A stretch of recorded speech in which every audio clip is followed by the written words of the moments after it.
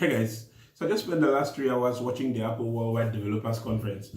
Now, I've got to say that it's going to be a very good year for iOS users with all the new features and all the new things that were announced. So in this video, we're going to be looking at all the new features and nuances that were announced and all you need to know. And one of the biggest announcements of the night for me personally is got to be the announcement of the macOS Catalina. Now, Catalina is going to be a new version of the Mac operating system, new design and everything, and with new features. One of the newest features there that I would like so much is the addition of an application called Sidecar. And what that application will allow you to do is that for the first time, you'll be able to use your iPad as a second screen with your MacBook. So Apple is just increasing the work on the ecosystem and making it better every day. And that means that if you say you're working on an application like Adobe Illustrator, for instance, you can now use your Apple Pencil as a drawing tool, you know, if you're an artist or a designer. And to me, I think that's really cool. And also, let's say you're on stage, you're controlling sound or something from your MacBook, you can actually use your iPad now as a second screen, and you can stand a distance a distance from your MacBook. You don't have to stand exactly with your MacBook.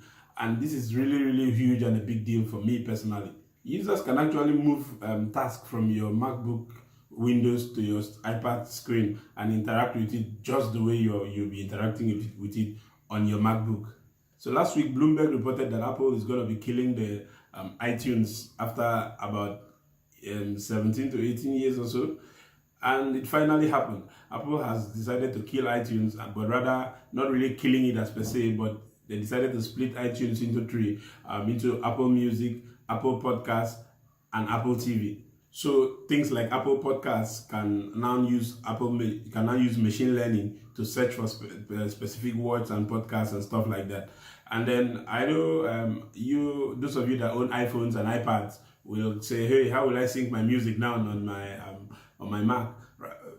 As it goes right now, syncing your music on your MacBook will no longer be with iTunes. It just does that automatically as you plug your iPhone or your iPad or your iOS device to your Mac. So voice control is finally coming to macOS. So voice control is no longer on only your devices, your Apple devices, that you can use Siri. You can now use your MacBook, your voice to control your MacBook. In a demonstration, voice control was used to open the Photos app, select an image, and share it with a personal message, including an emoji. It didn't stop there. And voice control was used to send further messages and even a location from maps. That is pretty dope for me.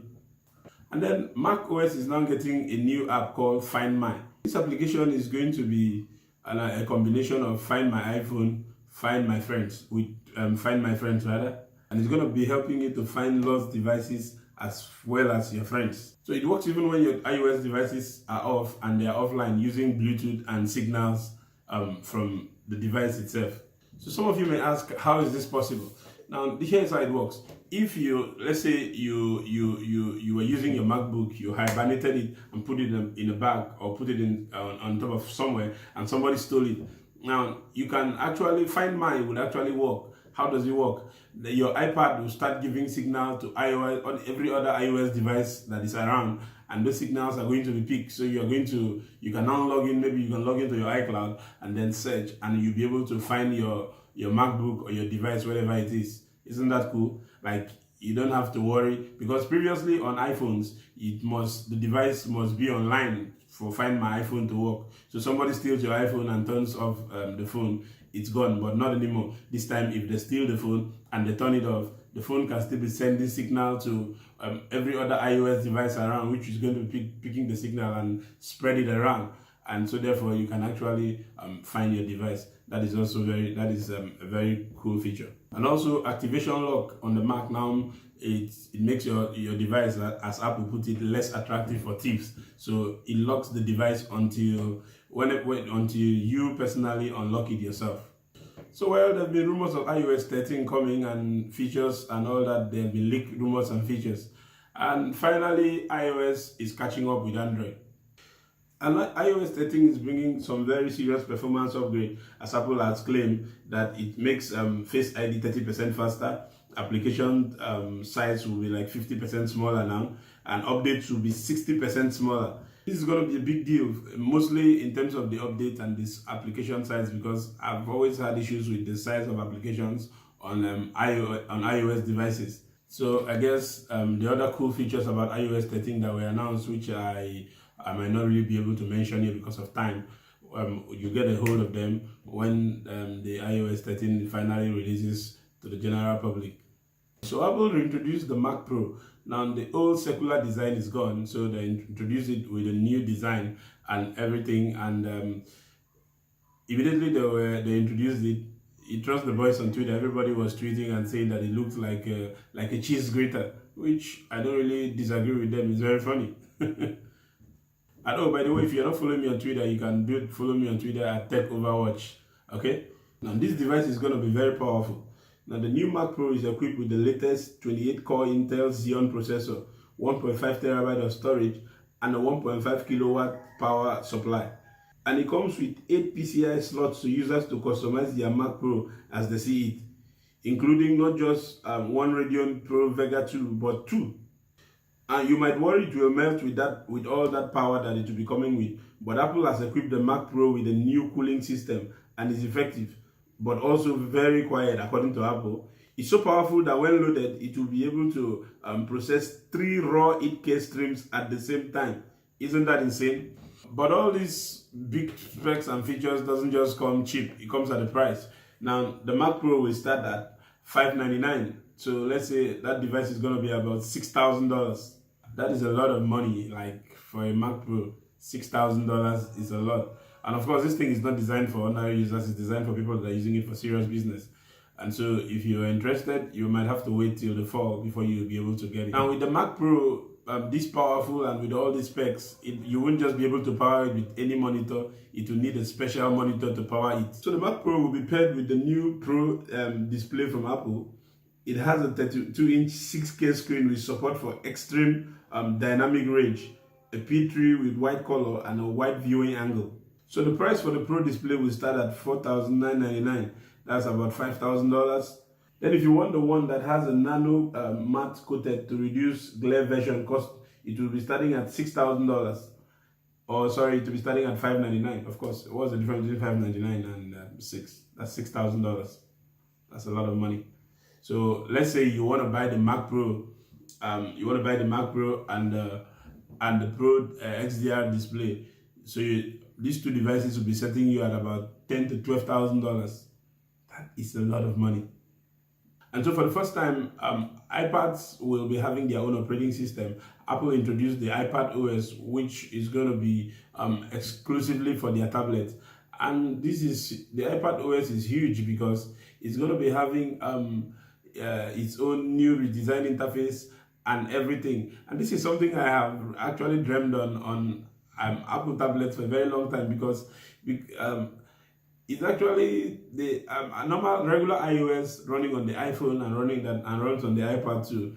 It just doesn't make any difference. Sometimes you carry the iPhone or carry the iPad, the only difference is just the size of the screen. On the iPad, every other thing looks the same. So introducing a special version of the operating system for the Mac or for the iPad, it's something that I'm really happy about, and I'm really looking forward to seeing what it offers and all the nuances that Apple has introduced. And then for the first time, bravo to iOS users, welcome to 2015. You will be able to use split screen on your Android device. Is it 2015? Welcome to 2011. No. Welcome to 2014. Actually, welcome to 2019. You'll be able to use split screen for the first time. And what's the big deal in split screen? You see, what really made me laugh was that they were demoing split screen on stage like it's a new feature that just came in yesterday. Meanwhile, this is something that Android users have been enjoying for the past God knows how long. So Android users will be this just laughing at iOS users like, you guys welcome to the new age. But jokes aside though, it's actually cool seeing finally that Apple devices will now be able, or iPads will be able to, or iOS devices and iPadOS will be able to have split screen now, which you can switch between apps and do some things, so that is quite cool.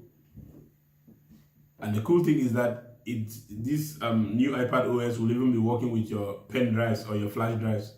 But trust Apple, you have to buy a dongle for that to work. And so if you ask me, I think they are trying to just turn the MacBook or the iPad into a mini MacBook or a mobile computer, you know, because they are redesigning a lot of things on the IpadOS, or they have redesigned rather, including Safari. So Safari on your iPad wouldn't be giving you mobile pages now, it's going to be giving you a full desktop page, you know. And also we're going to be having a new redesigned WatchOS 6.